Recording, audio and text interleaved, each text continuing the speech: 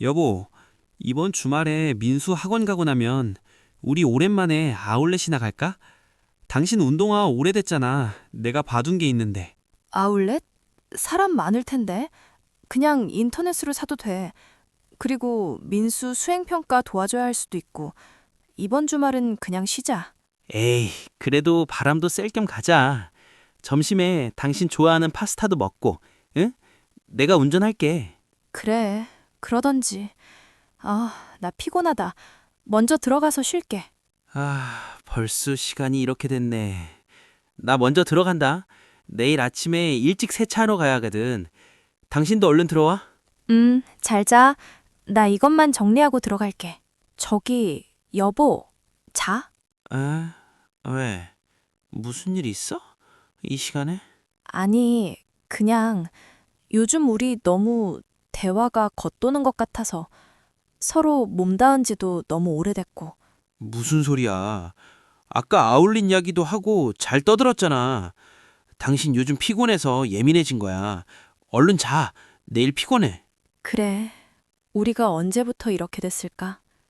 이제 남편의 손길이 닿을 때 예전처럼 가슴이 뛰지 않습니다. 오히려 어색함에 몸이 먼저 굳어버리죠. 3년 전인가요? 용기를 내서 남편에게 먼저 다가갔던 날이 있었습니다. 하지만 남편은 피곤한데 내일 하면 안 될까? 라며 웃으며 저를 밀어냈죠. 아기는 없었을 겁니다. 정말 피곤했겠죠. 하지만 그날 이후 제 안에 무언가가 닫혀버렸습니다. 이제 우리는 서로의 몸을 궁금해하지 않습니다. 같은 공간에서 자고 있지만 우리는 각자의 섬에 갇혀 있습니다. 손만 뻗으면 닿을 거리인데 마음은 수만 킬로미터 떨어져 있는 것만 같습니다. 우리라는 이름의 룸메이트를 다시 부부로, 관계 회복을 위한 구체적 솔루션. 안녕하세요. 오늘 여러분께 들려드릴 이야기는 많은 중년 부부들이 공감하실 수 있는, 하지만 쉽게 꺼내지 못하는 주제입니다.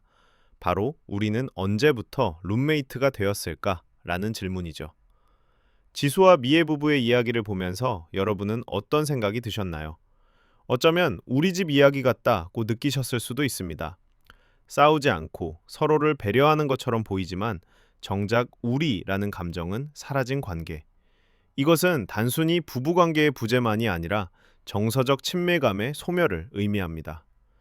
오늘 저는 이 부부가, 그리고 비슷한 상황에 계신 많은 분들이 다시 부부로 돌아갈 수 있는 구체적이고 실천 가능한 솔루션을 제시하고자 합니다. 1단계, 문제의 본질 이해하기. 우리는 왜 룸메이트가 되었나? 먼저 중요한 것은 이 상황이 누구의 잘못이 아니라는 점입니다.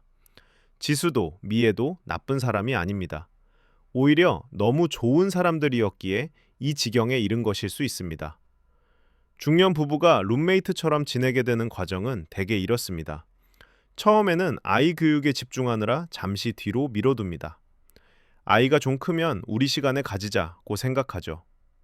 그러다 직장 생활이 바빠지고 부모님 건강도 챙겨야 하고 집 대출도 갚아야 합니다. 어느새 부부 사이의 친밀감은 급하지 않은 일의 목록으로 밀려납니다. 그리고 결정적인 순간이 옵니다. 미애가 경험했던 것처럼 한쪽이 용기를 내서 다가갔을 때 거절당하는 순간 말이죠. 악의 없는 거절이었지만 그 상처는 깊습니다. 거절당한 사람은 나는 더 이상 매력적이지 않구나, 우리 관계는 이미 끝났구나 라고 내면화하게 됩니다.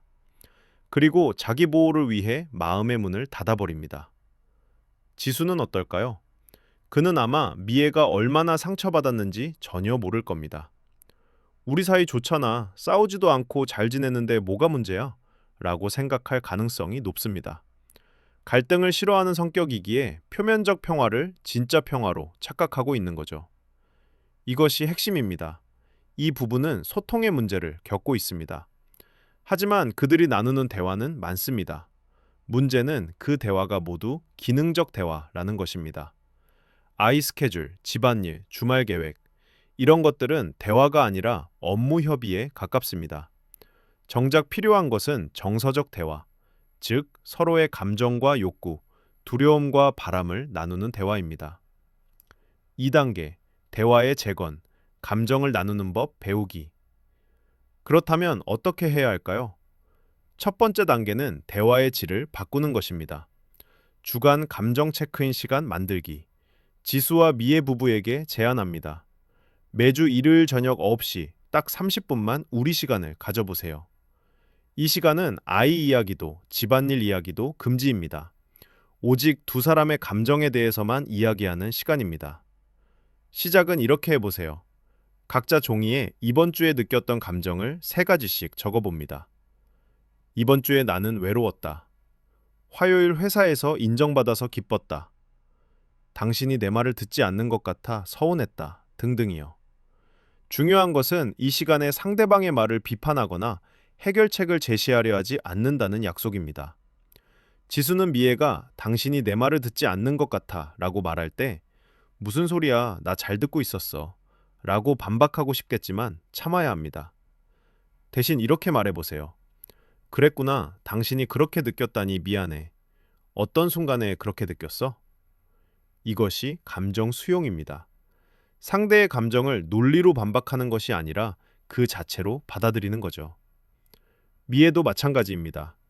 지수가 요즘 회사에서 스트레스가 너무 심해 라고 말할 때 나도 힘들어 라고 받지 말고 정말? 무슨 일 있었어? 듣고 싶어 라고 반응해 보세요. 처음에는 어색할 겁니다. 30분이 30시간처럼 느껴질 수도 있죠. 그래도 괜찮습니다. 처음 몇 주는 그냥 시간을 채우는 것만으로도 성공입니다.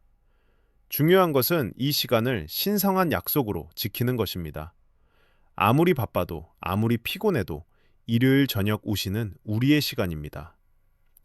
비난하지 않는 대화법, 나 전달법 익히기. 두 번째로 익혀야 할 것은 비난하지 않고 자기 감정을 표현하는 방법입니다.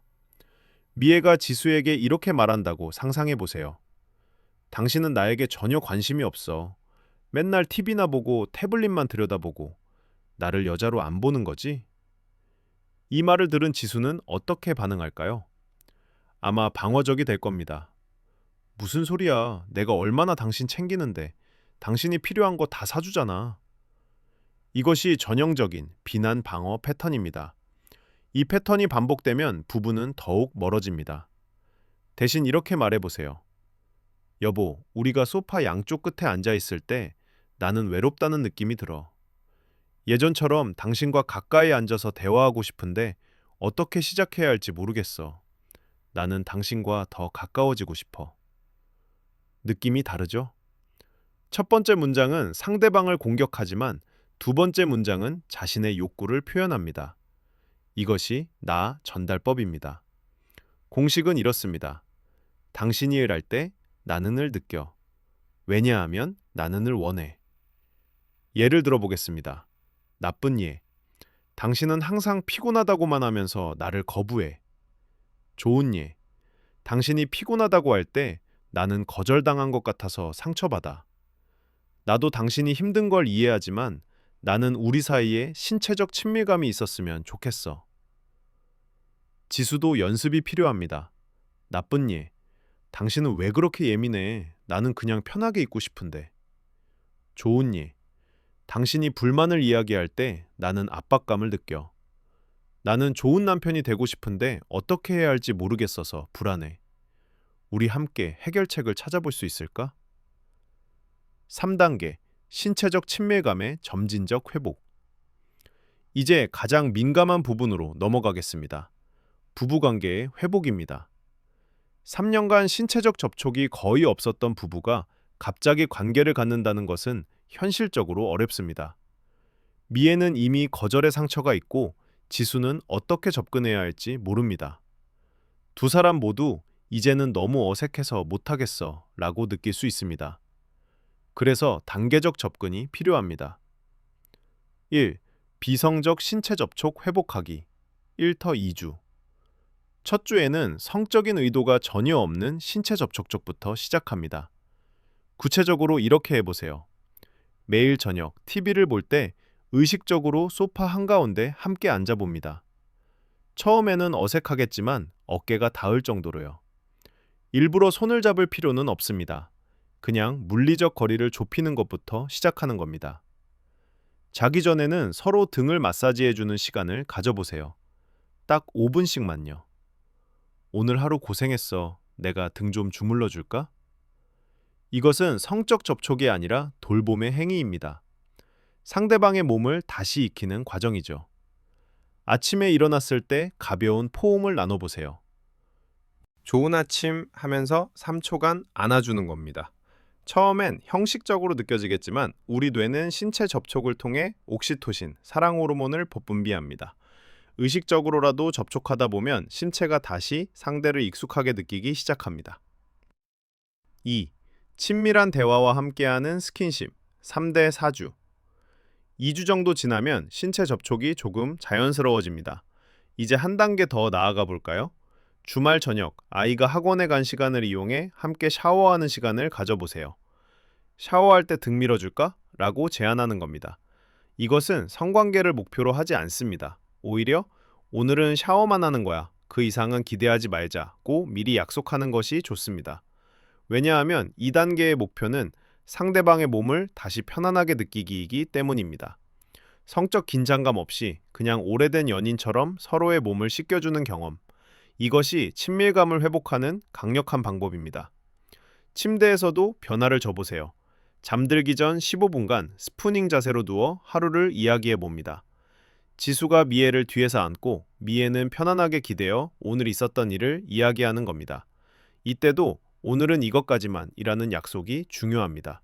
성적 압박 없이 그냥 서로의 온기를 느끼는 거죠.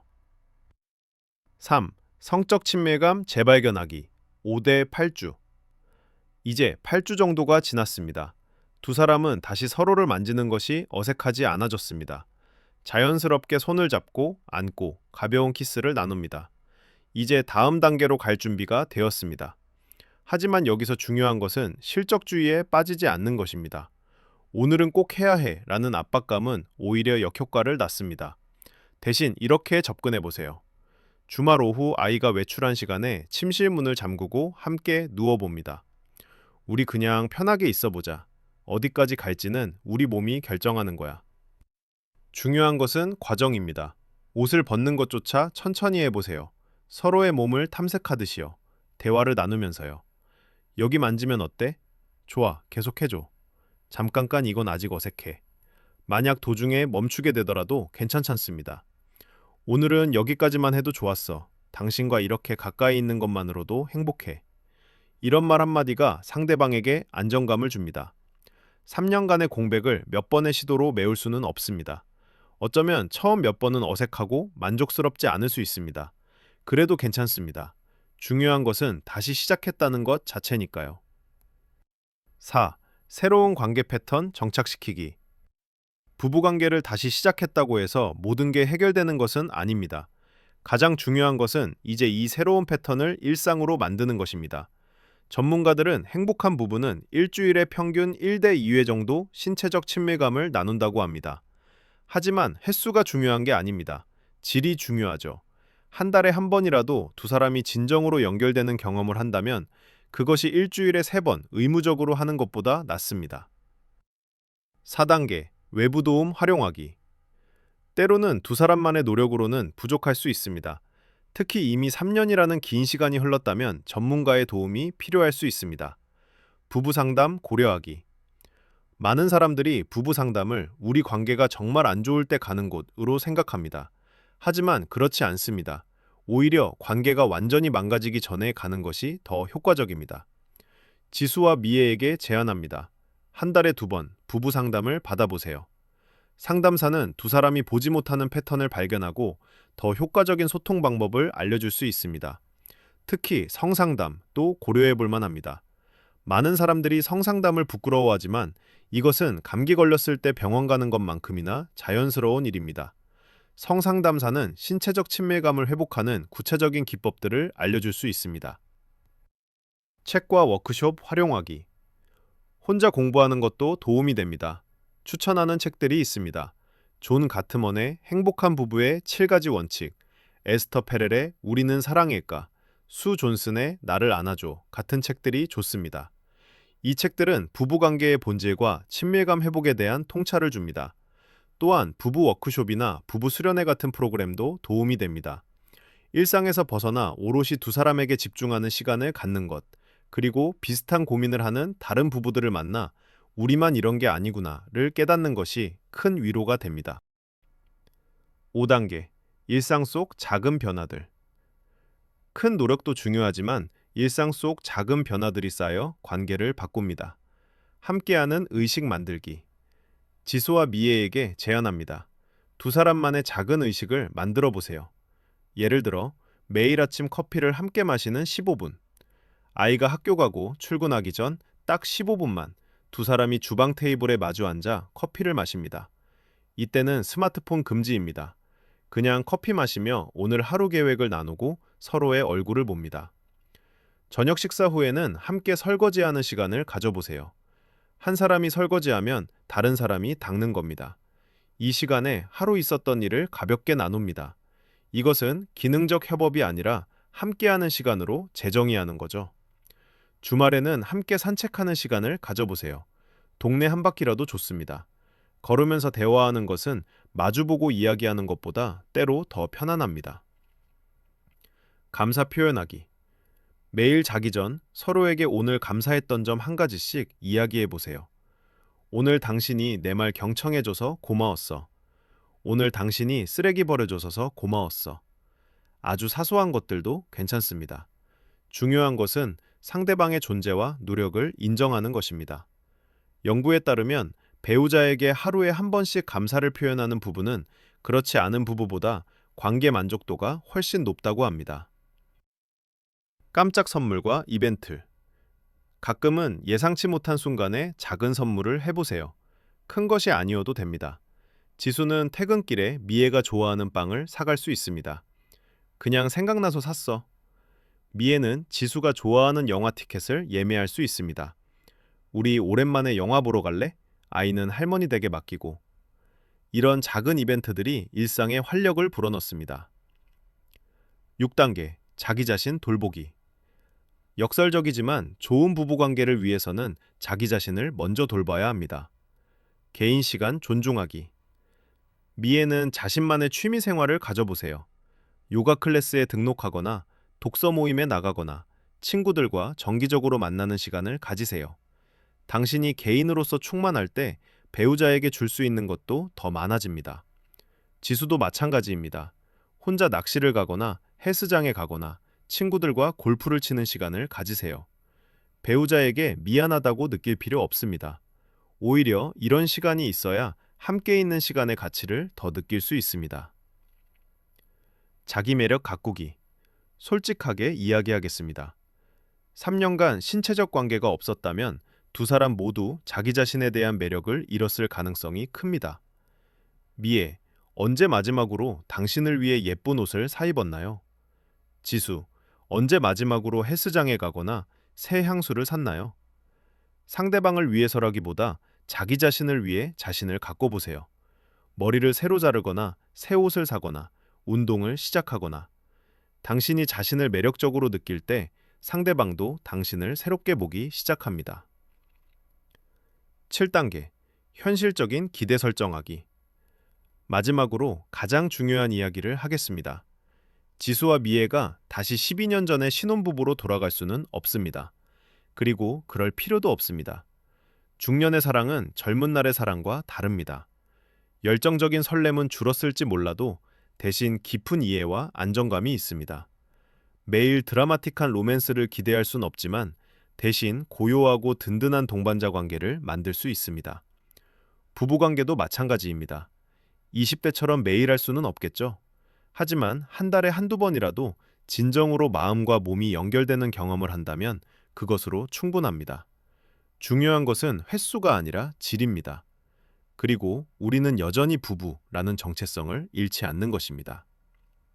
그리고 이 글을 읽는 모든 분들께 전하고 싶은 이야기가 있습니다. 룸메이트처럼 지내게 된 것은 실패가 아닙니다.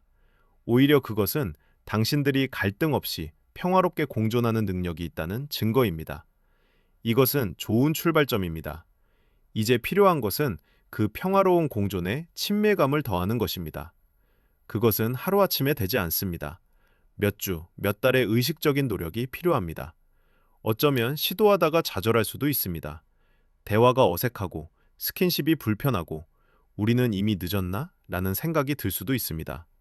하지만 포기하지 마세요. 당신들은 12년 전 사랑해서 결혼했습니다. 그 사랑이 완전히 사라진 것이 아닙니다. 단지 일상의 먼지 아래 묻혀 있을 뿐입니다. 오늘부터 조금씩 그 먼지를 털어내 보세요. 매일 작은 노력을 기울이세요. 서로의 손을 잡고 눈을 마주치고 감정을 나누세요. 그리고 어느 날 당신들은 깨닫게 될 것입니다. 아, 우리가 다시 부부가 되었구나. 그날이 올 때까지 서로를 믿고 함께 걸어가세요. 당신들은 할 수 있습니다.